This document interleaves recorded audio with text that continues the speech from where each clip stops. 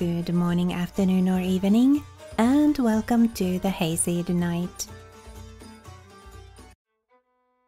The cloister was no longer the quiet place it had been during Adder's employment.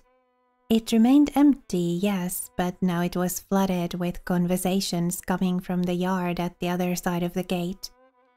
He could hear them all the way back to the kitchen. And then there was Aina, quietly walking a few steps behind him. Her feet didn't knock a single noise out of the flagstones. I wonder what that was all about. I always thought the studying types would get along great. I'm sure they got lots of fancy stuff to talk about. Fancier insults for sure. Smart people get territorial about their brain stuff. Just look at Sip. Aina didn't make the slightest sound in response to that affirmation.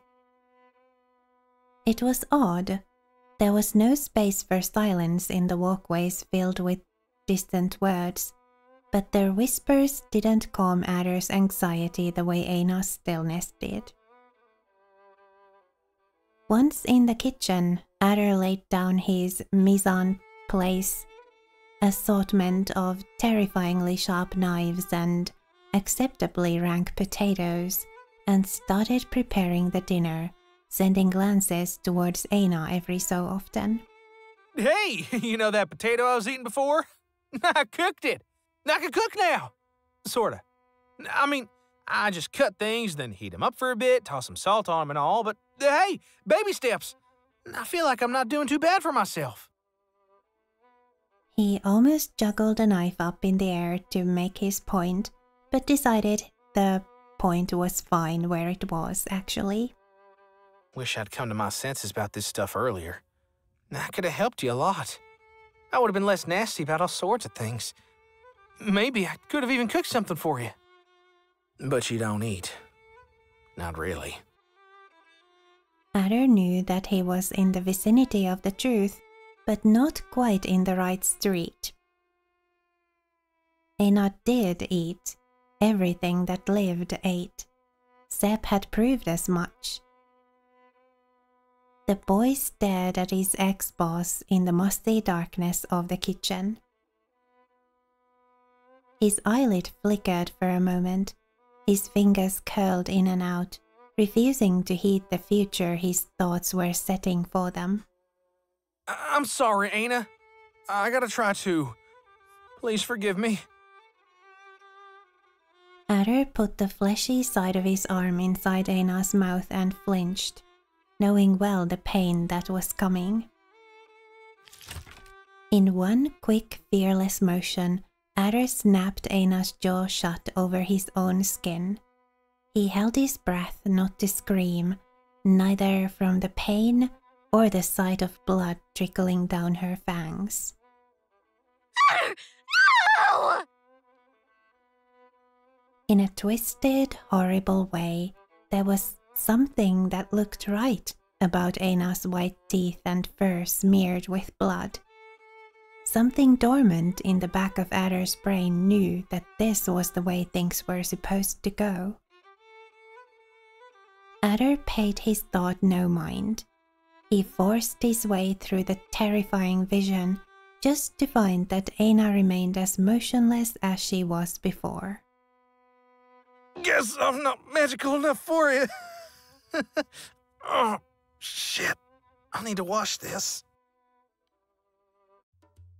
Dinner time, y'all! Adder finally arrived at the rarely used dinner hall with a remade potato stew and a bandage covering a good chunk of his arm.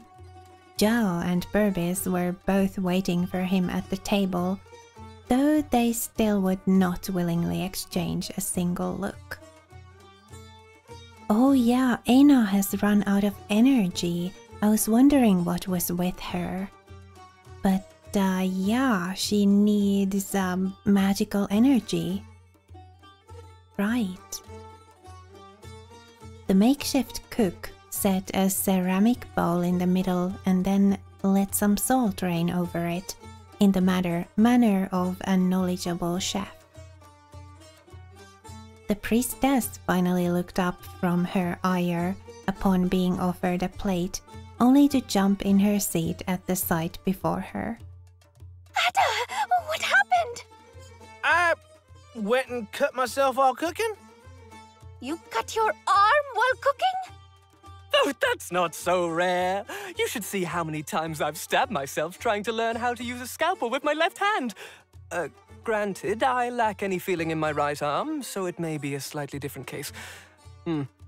Ain't nothing that'll kill me. Really, I'm fine.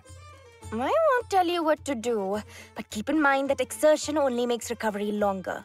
We're all adults here, and we're perfectly capable of cooking for ourselves. Actually, we could get some servants to... You'll learn. I'll be fine, as I said. Now, how about y'all? Found anything interesting, or you just spent all evening glaring daggers at each other? Zhao and Burbis shared a quick glance on Q. Their eyes softened as they nodded with reluctant understanding. We believe we may be onto something. Emphasis on may. Burbis leaned towards one of the book piles they'd insisted on bringing into the dining hall and set out to grab a clay tablet. Adder knew this was called a codex, by proxy of Zhao's mind, but this told him very little about their use. Charts of the Many One, a rare pre-Jassific document that survived the legendary purification, or to put it bluntly, the horrific literary cleanse that the Third Dynasty subjected their own libraries to when the Jassips were first divinized. It would seem to imply that the first indications we have of anything resembling Jassif were a socio-magical anomaly, as we previously established. Shapeshifters of sorts. People who could manipulate their own appearance in the eyes of others. Seem, because this is extremely sacrilegious. These proto-Yassif were known as delicate people who should be cared for and kept away from any sort of effort, for they would quite literally combust when presented with tasks they could not bear. This may be how their reverence started. It's not, but okay. The Many One would be assigned a Sephi in charge of returning them back to their original shape. This was done through a ritual, where they were provided some sort of alchemic element that could recompose their character. Okay. This sounds promising, right? But that's the one place where I can speak with any authority. Sephi often wrote about the mental state of Jasif. Biased as they might have been, we know their role in the court was to provide daily guidance, so as to avoid any sort of catastrophe. I always took it to mean a general downfall for the population at the hands of a single tyrant, as was the case with Amagebsep. But, it would seem they meant something far more casual to them. Something like, The library is filled with records of young Jasif bursting into flames at the mildest annoyance, which apparently serves to explain the Basaxaran insistence on using codices for official documents, despite having access to cellulose. Yeah, that would be smart. You know, in a place where fires could start at a moment's notice. Okay, so all I got from that was, once upon a time, fawns exploding was kind of normal, and Barha magicians knew how to glue them back together real good. yes! Pretty much. I see! I'm going to bed. Y'all figure this one out on your own. What Adder didn't realize is that bedtime now would entail several hours of a completely unresponsive Aina standing in front of the charcoal pile, staring down at him. Dark, dark, dark and quiet. Shouldn't it be morning by now? Purple beads in the night, his only company. Oh, morning, boss. Morning, Adder. I can never get used to you talking. Adder opened his eye at last. Aina left. He was alone. Oh, I forgot to ask if she wanted breakfast. The fire's not there. Adder looked around. It had been a while since the forge was quite so dark, even in the middle of the night. I'd love breakfast. Oh, I'm sorry, ma'am. Aina took my arms. I'm going to tell Sep about this. No, please, don't tell Sep. Anyone but her!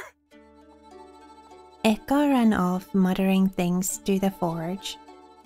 Don't, no! I'll be in trouble! That'll kill him!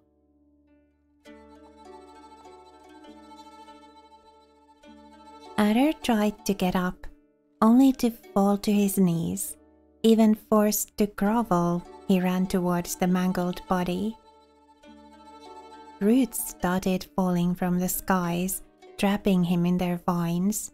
A star ahead extinguished into a white light. Sep! Sep! Adder! Adder could feel the sweat running down his neck, his brow, and his back. His arms hurt like they'd just been torn from his body. It was a dream. You're okay. Sep, the Jasif is okay. You sure? Zhao nodded hesitantly, clearly taken aback by the question. I was just headed to the dormitory when I heard you screaming. So sorry. That must have scared you. I get these weird dreams every so often. And, you know, I just gotta be a loudmouth, even while I sleep. Do you want to talk about it? No, I'm fine. Real fine. In fact, this was a good thing. I feel all gross and sticky now, so I'm just gonna go take a quick bath and then I'll be back and ready to attack. Adder ran away before he could garner any more sympathy. The water running through the temple's pipes was cold, hard, and tasted about how you'd expect water coming from a well that hadn't received any maintenance in 400 years would taste. But it was more than Adder felt like he deserved, and it was enough to scrub away at all the crime sticking to his skin and the blood that had hardened into scabs. After lathering himself in abrasive soap and burning away any lingering fear, Adder finally emptied one last bucket over himself. He stood there alone, with the empty receptacle in his hands for a moment. Noiselessly, he lowered the bucket over his antlers and stuck his head in. Then he screamed.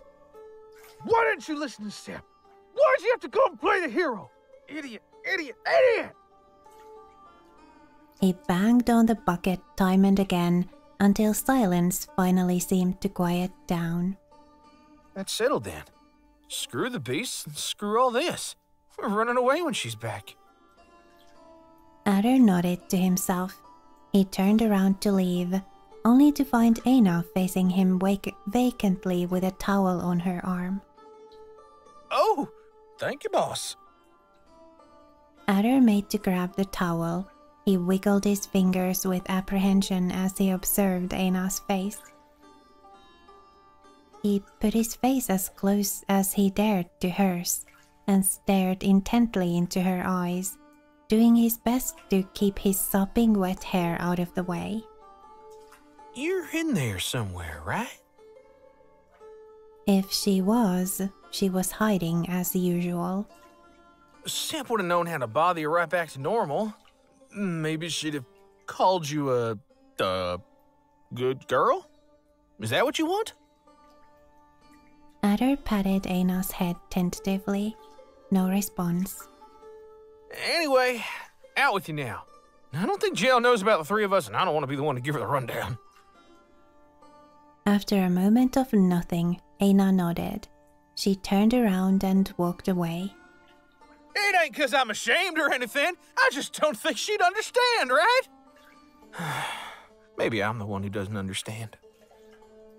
Under the towel, Adder found a neatly folded piece of blue and white fabric. My cape. Boss? He ran to the end of the bath looking for Aina, but she was already gone. In the cold, damp washing room, Adder cried over a silly piece of fabric. Adder arrived at the forge, finding Zhao fully dressed and ready to start her day. She didn't turn to greet him again, however. Her gaze was fixed on the yard. Ada, do you happen to know why the yard is filled with tents? Oh, yeah. That a tour guy wanted to make a peace offering or something like that. Right, but what need do we have for them? What do you mean? You've never slept in a tent? No, I mean, yes, I know what tents are. I'm asking, why are they setting up camp in the temple? 'Cause they ain't got nowhere else to go? They don't? Well, yeah. Don't take my word for it, but I doubt most of these folks got anywhere left to return. Whoever they were working for and wherever they were staying won't be very happy to see them mixed up in this. What's this supposed to mean? We are just praying for the return of the Joseph. Yeah, I don't think that's the idea anyone got. Some think it's a strike, some think it's a revolution, and all of them are here to follow you wherever you lead them. Lead them? Me? No, I'm sure you just misread the situation. I'm not a... It was obvious that her eyes were now fixed on a young gazelle clearly down on her luck, walking across the flagstones in the entrance, hand in hand with a small fawn. Her voice quivered. Anyway, feeding the congregation is one thing, but life in the temple is reserved for the priests. We need to let them know that the seer won't take kindly to this. You do what you gotta do, priestess, but I sure as hell won't be the one to tell them they gotta get now. Zhao put a hand to her face, covering her mouth as she contemplated their options. Desperate for ways to distract her from that thought, Adder slid his whole body in front of her and crouched down to her eye level. Come on, what's it matter at this point? The temple's been ruined for centuries, and that old geezer couldn't give less of a damn about this place if he tried. In for a Doru, right? Nobody could stand to look at Adder's bleeding eye for long, and they should be thankful they hadn't met him when he could cause double the effect. I guess that desperate times call for desperate measures. I'll go talk to them and see if we can come to a good arrangement. If she knew, he thought, feeling his throat turn dry as his thoughts drifted to Eka. If she knew why you want them here. He couldn't bear to finish the sentence in his mind. Not any more than he could bear the thought of hiding behind a meat shield, now that it had been so markedly pointed to him. While you're on that, we ought to make sure we keep tabs on the head count.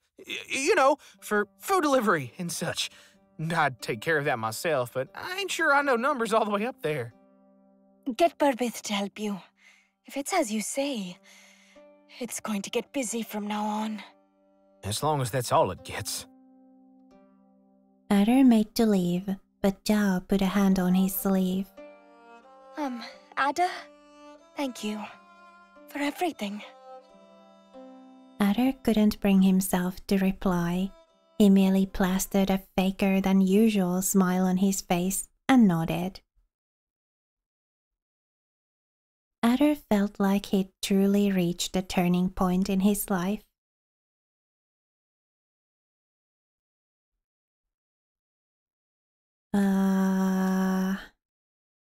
Save some energy for what?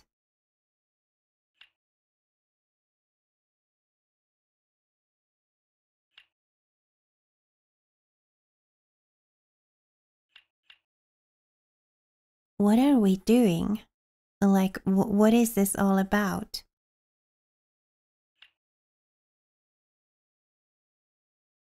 Let's do this? Sure.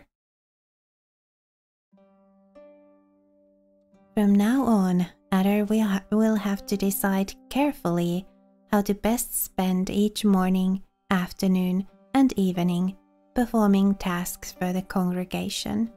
He may not know what to do, but he can sense the end is near. Time only moves forward. Be wise. Oh, uh-oh. Got it?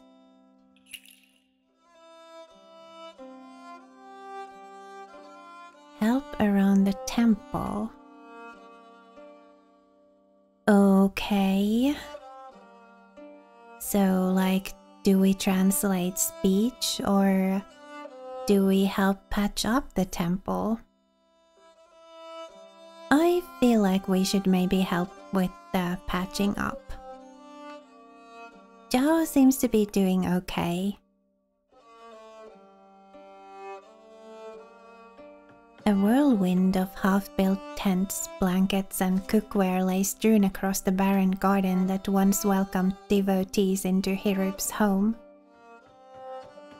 While technically within the temple premises, the courtyard sat outside the sanctity of the main keep and currently offered about as much protection against the elements as a hedge. Adder stretched out his back and rolled his shoulders a few times. Someone could definitely use a giant hand or two moving stuff around.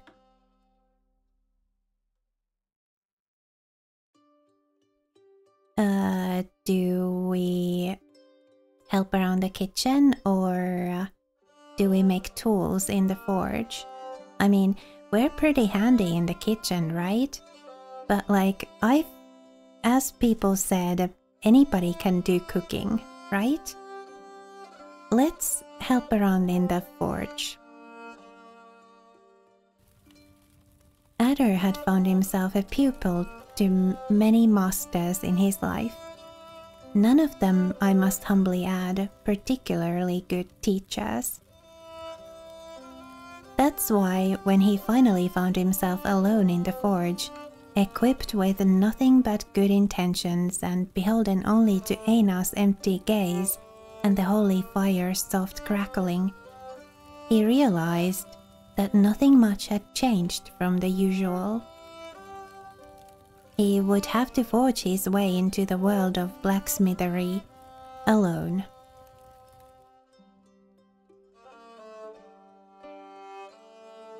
Okay, so do we patrol the corridors or spend some time with Sap?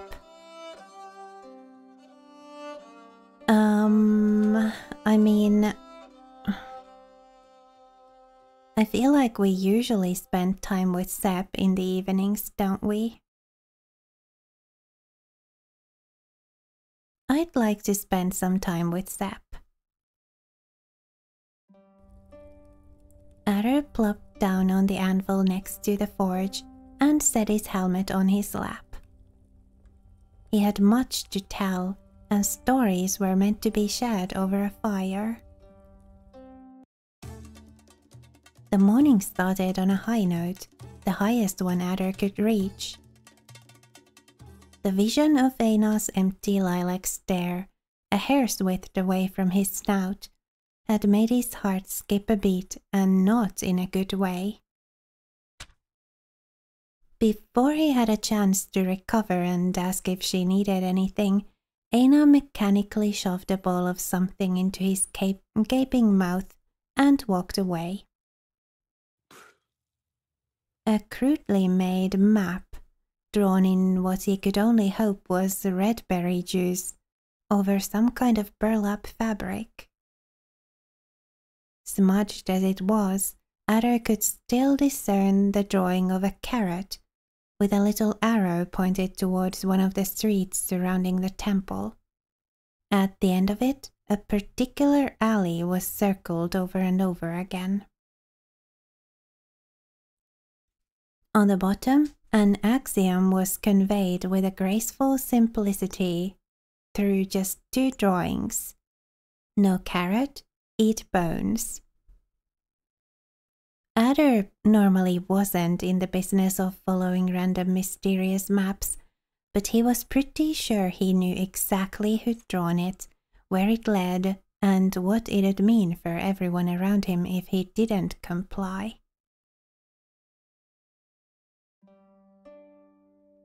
Okay. So help around the temple and find some extra food for Eka. Let's translate speech. We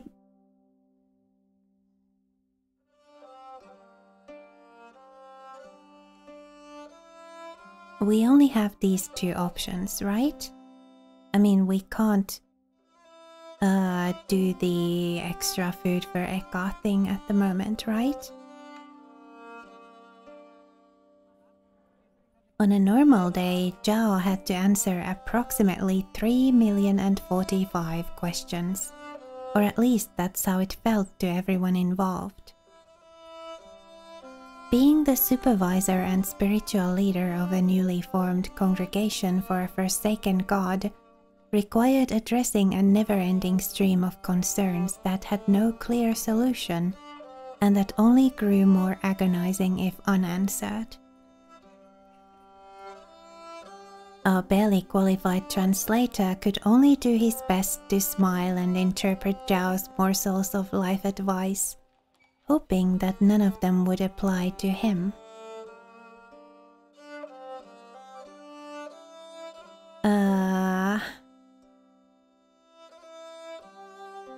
So what if we make tools in the forge? Zhao is also there?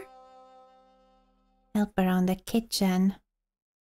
I kind of feel like in the kitchen we'd find some extra food for Eka. But isn't Eka a meat eater? I feel like veggies probably wouldn't do her much good, right? So let's go to the forge and see. Yeah. Most everyone in the world has a unique characteristic of some kind. Labored breaths, nervous tics, heavy footsteps, strong body odor. Something that immediately lets you know this person is around you, far before you're even aware of them. Aina lacked any of this. Her presence was so subtle that she would easily fade into the background anywhere. And if she didn't want you to notice her, you just wouldn't. She was forgettable by default, even back when she was, her usual self. Still, Adder had developed a sixth, or seventh, or eighth sense for discerning exactly when she was staring at him, after suffering quite enough surprise attacks on his person. In a corner of the forge, set firmly against the furthest wall from the fire, Aina looked in his direction, but she wasn't really looking at him. Adder wandered off towards the forge, hoping to catch a moment alone with Sepp between tasks. When he arrived, however, he found himself in the company of Zhao, who was sitting by the window with a book in one hand and her face in the other. His cheerful greeting was answered with resounding silence. Zhao barely appeared to be looking at the pages. Hello? Doc Nada Zhao? You still with us? Yes, hi. Sorry, I was just resting my eyes. Looked more like you were resting your brain. You're not wrong. I couldn't seem to sleep last night, so I thought I'd take a walk to calm down. It was dark out, so I headed to the library instead, but Burbith was working late and he wanted my opinion on something. I thought it'd take a moment. But you spent all night working in the end. Come on, you know that ain't healthy. If you felt so lonely, you could have just woken me up. I've walked 1,000 leagues to get here, Ada. I know where my limits are and how to take care of myself. And if there's one thing I'm sure of, it's that I can't afford to pay the price of failure. I speak for Barhan kind as one until the Jasif returns, and this humbles me to my core. But I am the face of every ibex yet to come too. It's my chance to prove we are more than just warriors. I can't shut myself out from everything happening now. Adder scratched the back of his neck. He couldn't really refute that, not in any way that would make him feel like an uncaring... Not in any way that wouldn't make him feel like an uncaring layabout. You do what you gotta do, ma'am. But you ain't gonna be able to help no one if you just bust your gut worrying all day long. Take your own advice. The cobbler's fawns are always the worst shot, didn't you know? Oh, that's a new saying to me. Do as I say, not as I do? Ding, ding, ding! Got it in one! First prize, ma'am! What did I win? A relaxing break outside the temple, away from the entire world, to be redeemed whenever your holiness needs it. Jo cast her eyes down, focusing once more on the book she'd spent the last half hour ignoring. She pondered something for a moment before finally turning a wry smile towards Adder. Only if you come too. Adder grinned back, at first. The corner of his lips started sagging, weighed down by the thought of a lonely flame burning away in the forge. I don't think we're going on that trip any day soon.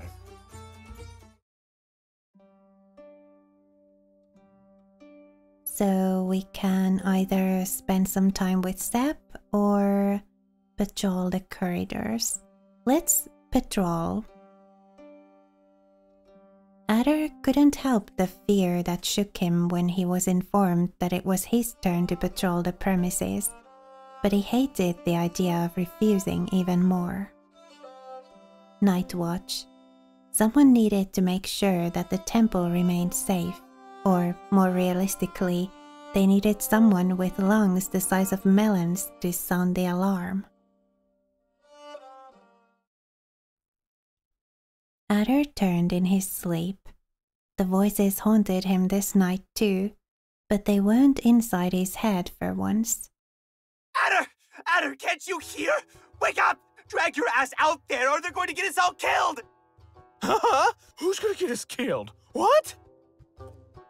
It was only after Adder was scared awake that the faint sound of someone banging their fists against metal finally reached his ears. Someone, please come out! We have to stop Etor! Etor. Adder didn't have time to hesitate. He immediately staggered to his feet and reached out for his helmet. Without thinking twice, he limped towards the entrance.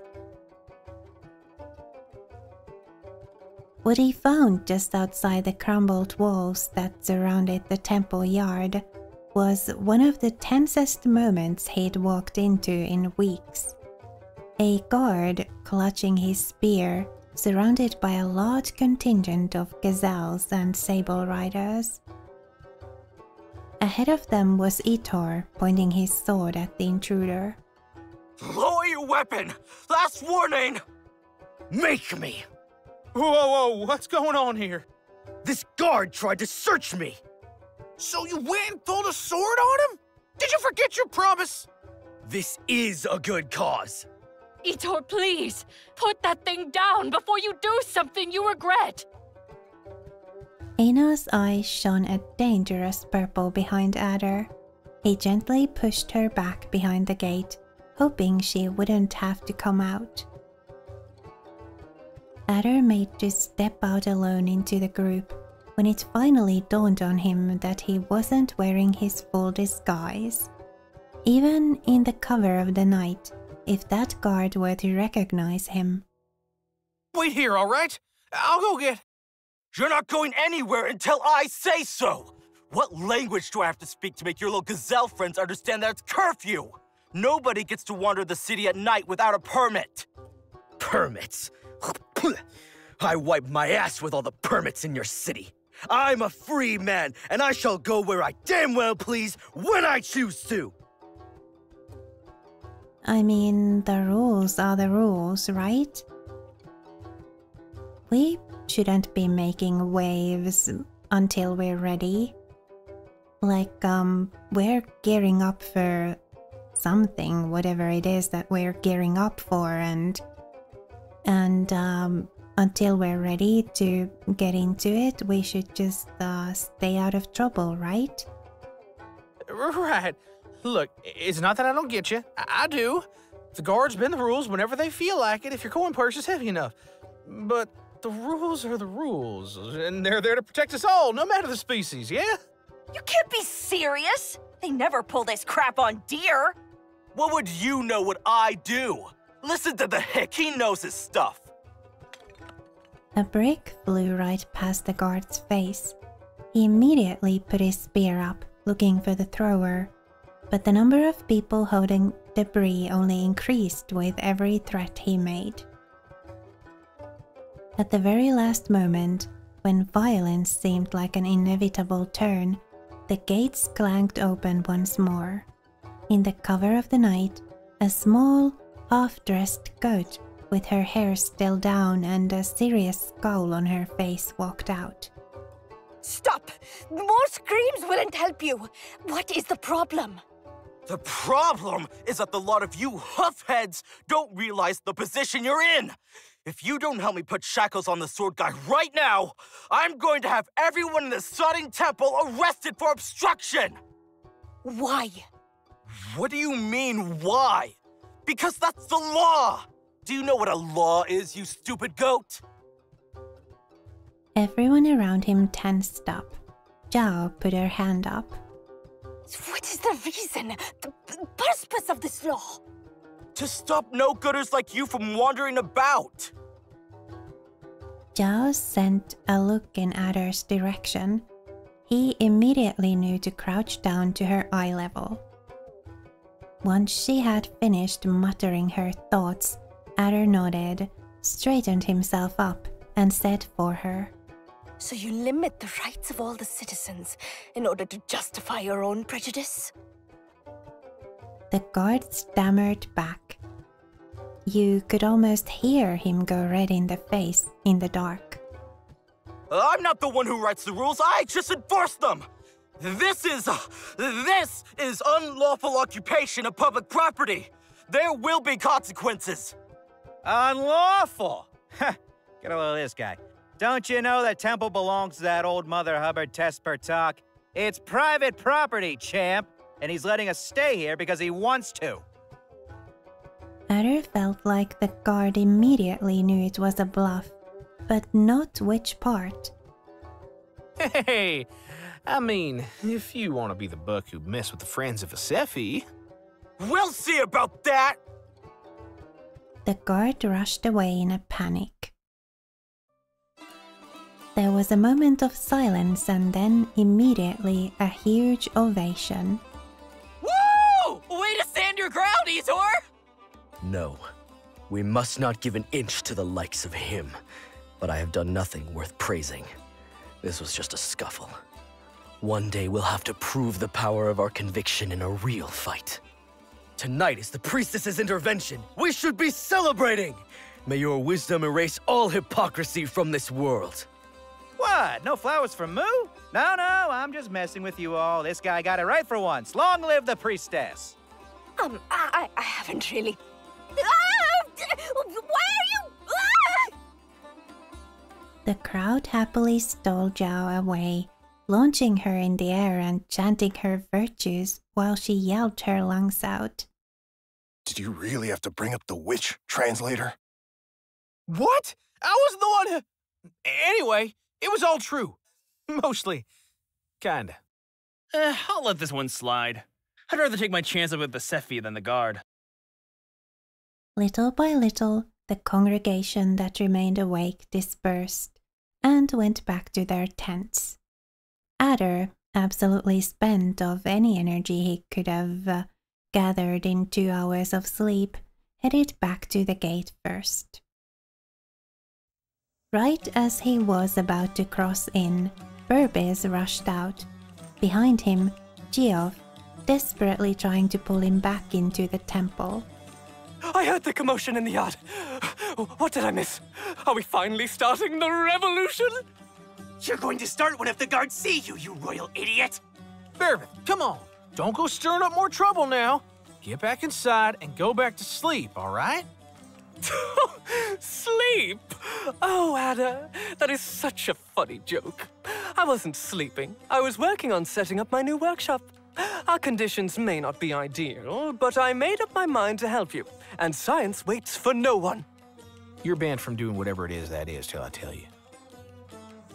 Adder dragged his feet back to bed, followed by a string of complaints all the way to the forge.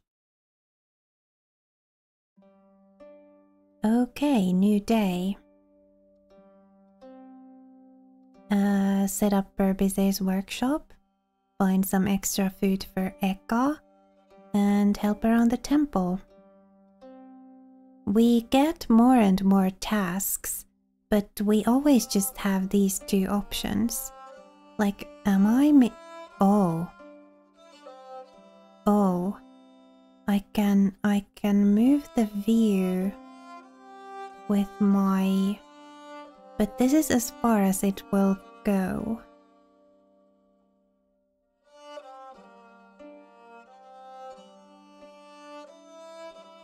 Yeah, there's only those two options. And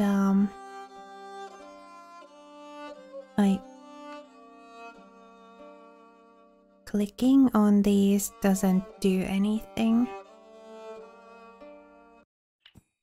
Whoa. Oh, didn't mean to do that. Okay, so right-clicking brings up the pause menu. Good to know. Didn't realize that.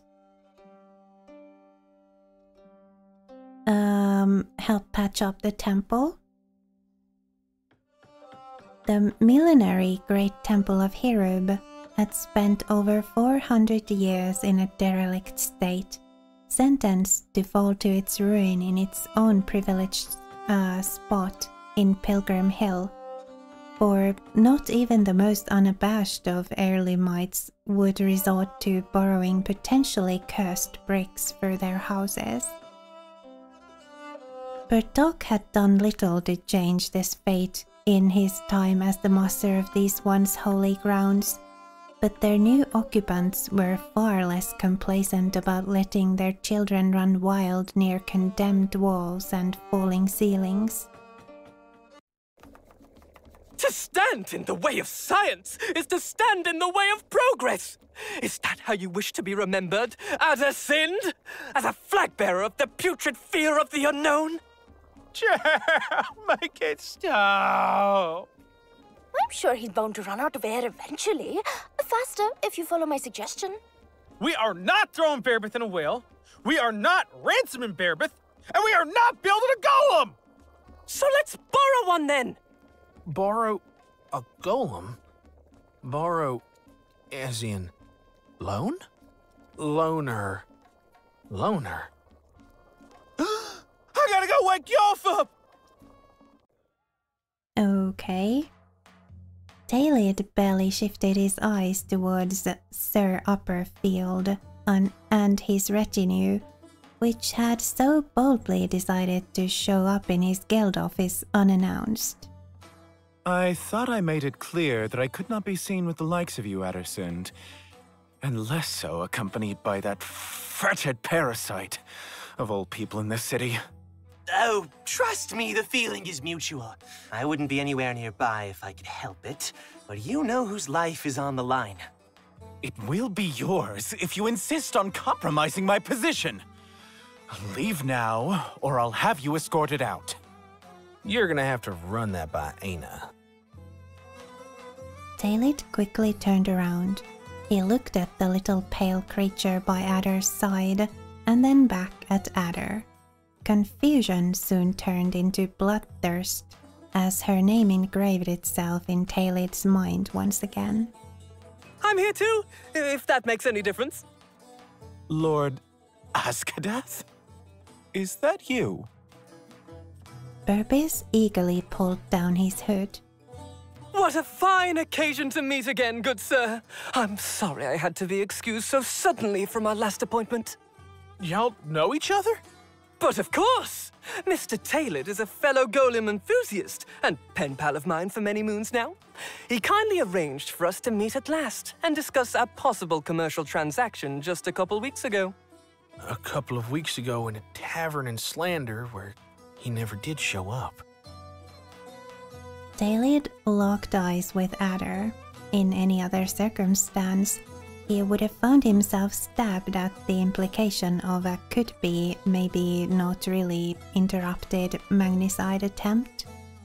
You have 5 seconds. What does Sepp need? A new body! Excuse me? Well, we're just throwing ideas out there. Barabit's gonna do some science to see if he can bring her back, but, you know, just in case, if worse came to worse, which it ain't, but you never be too careful, we may need to, find her a new golem body. You what? Taylid, your sister is still a pitiful lump of coal withering away in a forge! Give the golem humpers anything they want! No.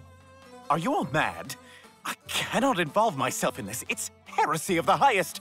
You will help that butterball get every single pound back, or so help me, there won't be a single merchant in all of Agathor unaware of the fact Taylid the treasurer is naught but the son of a hanged deer and a conspiring courtesan. Taylid's mouth trembled wordlessly. He dropped down on his chair, exhausted. What kind of automaton are you even looking for? Well, before we can even start to talk about the intricacies of the matter of transplanting a soul, we'll need to find a way to stabilize her current form.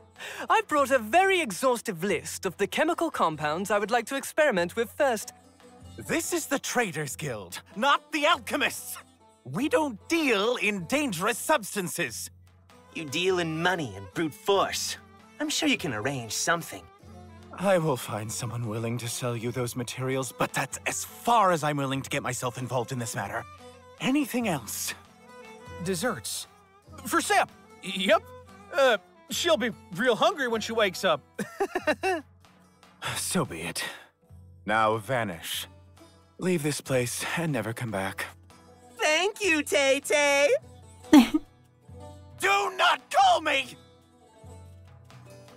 Everyone hurried away from the door, lest Taylid would feel like shutting Geoff up forever.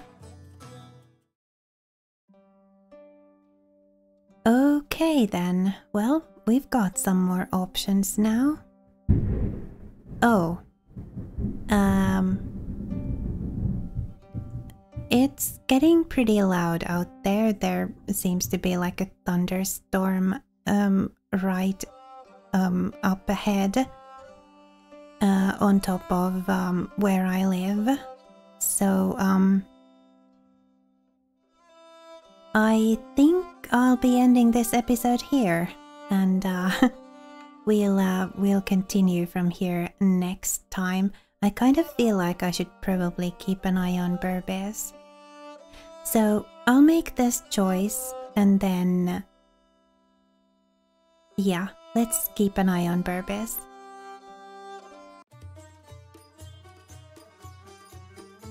Okay. Make sure he doesn't get into more trouble than he can handle, or make sure he doesn't get anybody else into trouble, or, you know, avoid any kind of a catastrophe. But we'll see what happens with this next time. For now, thank you so much for watching and spending a little of your time with me here today. It was lovely to have you. Please remember to be kind to yourself. Have a lovely rest of your day, and I will see you again next time.